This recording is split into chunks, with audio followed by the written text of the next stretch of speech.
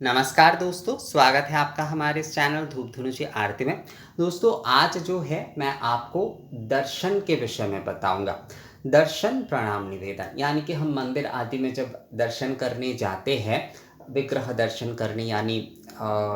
चाहे हम काशी विश्वनाथ जाए, माता अन्नपूर्णा के मंदिर में जाए, दुर्गा पूजा के समय हम पंडालों में जाकर दर्शन करते हैं, लक्ष्मीनेश्वर, काली घाट आदि में हम मंदिरों में जाते हैं, या फिर हमारे आसपास के जो भी मंदिर आदि होते हैं वहाँ पर जाकर हम दर्शन करते हैं। कालीबाड़ी मान लीजिए, लक्ष्मी नारायण के मंदिर मान लीजिए, श्री जानकी रघुनाथ के मंदिर मान लीजिए, श्री हनुमान जी के मंदिर मान लीजिए, कोई भी मंदिर जो है जहाँ पर हम दर्शन करने जाते हैं, या फिर विशेष विशेष पूजाओं में जब हम पंडाल या फिर जो है कई परिवार की पूजाओं में उनके घर में ही जैसे मंदिर या फिर दुर्गा दालान बने होते हैं, यानी कि घर के भीतर ही उनके जो है एक दुर्गा पूजा का मंच जो है वो बना होता है। वहाँ पर जाकर हम दुर्गा प्रतिमा, काली प्रतिमा आदि के दर्शन करते हैं। तो दर्शन करने के विधि क्या है? दर्शन हम क्या करते हैं, ज़्यादातर क्या करते हैं, बस जो है जाते हैं और देखकर, प्रतिमा देखकर जो है प्रणाम कर लेते हैं और फिर जो है चले आते हैं। मंदिरों में भी जैसे हम थाली, पूजा के थाली या डाला लेकर जाते हैं और वहाँ पर पंडित जी के हाथ में वो डाला या थाली जो है वो थमा देते हैं, वो पूजा आदि कर देते हैं, मतलब पूजा आदि वो चढ़ा देते हैं। हम लोग जो है एक झलक विग्रह को दर्शन करते हैं, प्रतिमा दर्शन करते हैं, प्रणाम करते हैं, चले आते हैं। असल में ये जो है ये हम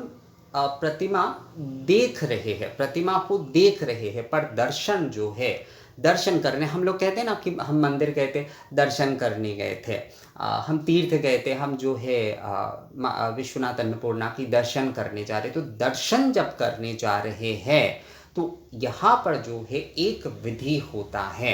इसे जो है हमें पालन करना चाहिए। देखिए, जब हम कोई कार्य कर रहे हैं तो उसके जो है विधि को जानना ज़रूरी है। हर समय जो है इस विधि का एकदम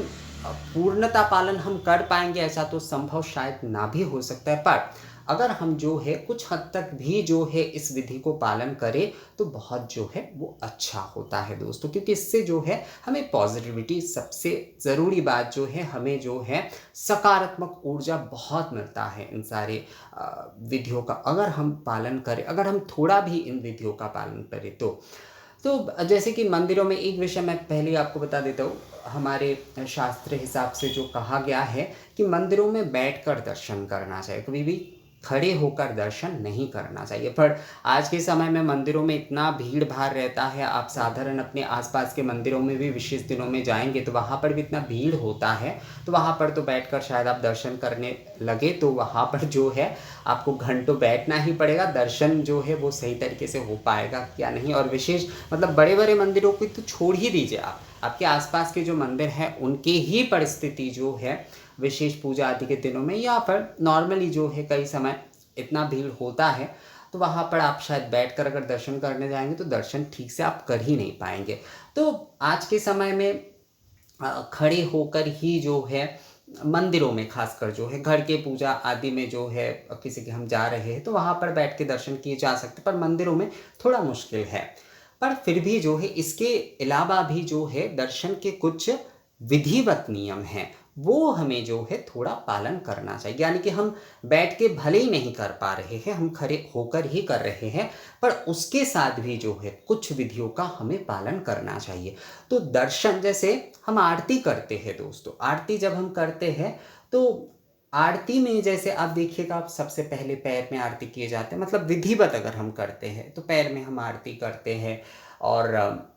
उसके बाद जो है नाभि मंडल में, उसके बाद मुखमंडल में, उसके बाद सर्वांग में। तो दर्शन की भी ऐसे ही नियम होते हैं। हम जब भी कोई मंदिर आदि में जा रहे हैं तो वहाँ पर सबसे पहले भगवान की चरण को जो है हमें दर्शन करना चाहिए। हमें सबसे पहले अपनी दृष्टि जो है चरण की तरफ देना चाहिए, चरण दर्शन करते हुए प्रणाम निवेदन करना चाहिए। अब जो है धीरे धीरे नाभि देश से, वक्षस्थल से जो है मुखमंडल का हमें दर्शन करना चाहिए और उसके बाद जो है सर्वांग दर्शन कर करना चाहिए। यही जो होता है दर्शन के असल नियम। यानी कि सर्वप्रथम हम लोग क्या करते हैं, एक ही बार में जो है बस सर्वांग दर्शन करते हैं। हाँ, मैं समझ सकता हूँ कि आजकल जैसे कि भीड़ भाड़ होता है, जैसे दक्षिणेश्वर मंदिर आदि में जाते हैं तो वहाँ पर इतना भीड़ आदि रहता है, तो वहाँ पर 2 मिनट के लिए भी आप खड़े नहीं हो सकते कभी कभी, तो वहाँ पर ज़्यादातर सर्वांग दर्शन ही जो है करना होता है, मतलब एक झलक आदि का। पर अगर आप कम से कम वहाँ पर जो है आप अगर कम से कम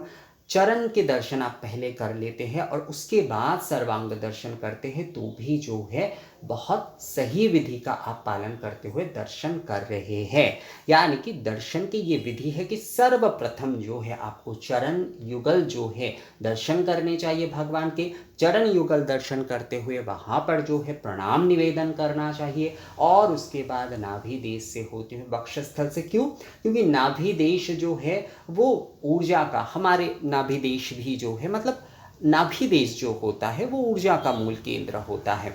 शक्ति का मूल केंद्र होता है। ऊर्जा मतलब शक्ति जो है। तो हम जो है नाभि देश से वक्षस्थल यानी कि कहते हैं कि भक्त जो है भगवान के हृदय में विराजते हैं। तो नाभि देश से लेकर, क्योंकि हम साकार रूप के दर्शन कर रहे हैं दोस्तों, हम साकार रूप में दर्शन कर रहे हैं। भगवान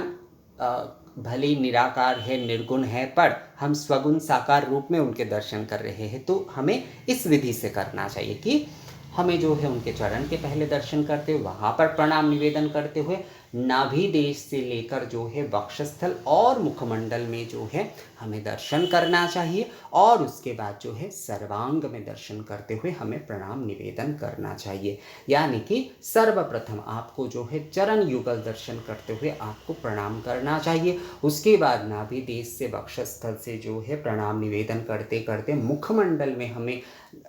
मुखमंडल दर्शन करते हुए प्रणाम निवेदन करते हुए अब जो है पूर्ण दर्शन यानी कि सर्वांग दर्शन करते हुए जो है हमें प्रणाम निवेदन करना चाहिए। तो यही होता है दर्शन की विधि, दर्शन और प्रणाम निवेदन की विधि जो है वो यही होता है दोस्तों। तो आप अगर जो है इतना अगर नहीं भी कर पा रहे हैं, तो मैं आपको मतलब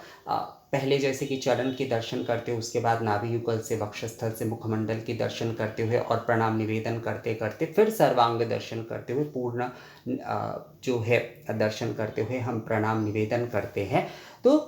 आप अगर इतना नहीं भी कर पा रहे हैं, तो मैं आपको कहूँगा कम से कम आप जो है सर्वप्रथम कोई भी मंदिर में आप जाते हैं, कहीं पर भी जो है आप दर्शन करने जा रहे हैं, तो वहाँ पर चरण में जो है चरण युगल दर्शन करते हुए सर्वप्रथम प्रणाम निवेदन करिए। उसके बाद अगर संभव होता है तो नाभि देश से वक्षस्थल से लेकर मुखमंडल दर्शन करते हुए प्रणाम निवेदन करिए, और